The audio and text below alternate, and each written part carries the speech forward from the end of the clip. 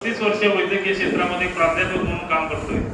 हे जरी असलं वैद्यकीय क्षेत्रामध्ये 35 वर्ष काम करत असलो तर रक्तदानातील गट आणि रक्तदानातील चाचण्या आणि रक्तदानाशी बऱ्याचशा अडचणी याबाबत आम्ही प्रकाश तेंडुलकर सरांचं मार्गदर्शन घेतो. एवढा त्यांना प्रचंड याच्यामध्ये अभ्यास आहे. हे सगळेच आयडियल आहेत इथे बसलेले. बराडकर सर, वेगोलेकर, महेश सर आमचा प्रचंड काम करतो, कधी फोकस मध्ये येत नाही. या सगळ्या लोकांचं कितीही जरी ऋण व्यक्त केलं तर ते कमीच जाईल. एवढंच सांगेल की रक्तदान हे काळाची गरज आहे. एका वेळी अशी परिस्थिती होती की रक्तदानासाठी माणसं येत नव्हती.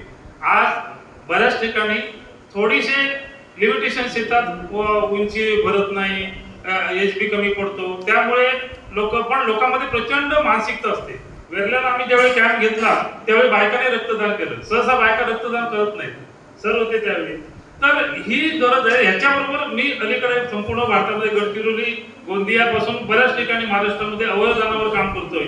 आता रक्तदान कसं पुढे येत आहे तसं अवयवदान पुढे येणं गरजेची गरज आहे. Organ failure, kidney, liver failure प्रचंड वाढत आहे आणि याबाबत सिंधुदुर्ग जिल्ह्यामध्ये सुद्धा आपल्या जीएमसी मध्ये म्हणजे शासकीय वैद्यकीय महाविद्यालय येथील डीनला भेटून पहिल्यांदा अवयवदानासाठी सर मी त्यांना विनंती केली आणि अर्ज दिला की अवयवदान व्हायला पाहिजे आणि देहदान इथे व्हायला पाहिजे. आणि देहदानाची जी माझी विनंती होती जनसेवा प्रतिष्ठानच्या माध्यमातून आणि त्या विनंतीला फोकसिंग करून बऱ्याचशा लोकांनी त्याच्यानंतर आताही सरांनी कोणीतरी देहदानाचा प्रकल्प केलाय.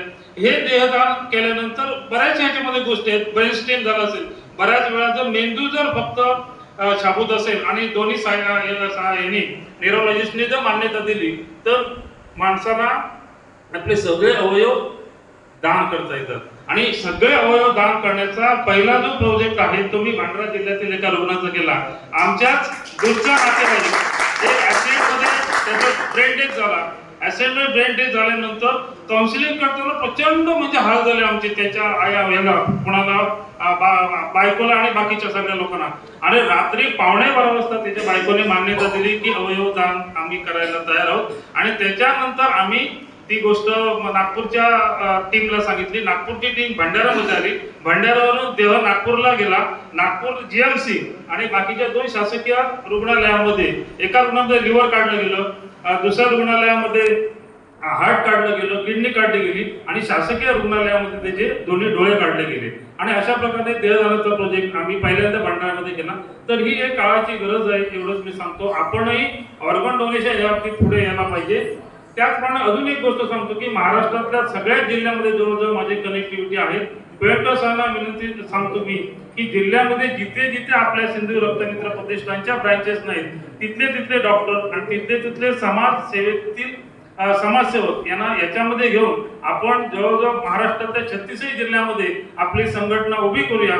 एवढंच सांगून मला बोलायला 2 शब्द दिले. आजही मी रक्तदान दाताचा करेन. 11 वाजता गोव्यातील 2 पेशंट आलेले आहेत, त्यांची अपॉइंटमेंट आहे. त्यामुळे रक्तदान करून परत मी पेशंट बघायला जाणार. धन्यवाद. थँक्यू.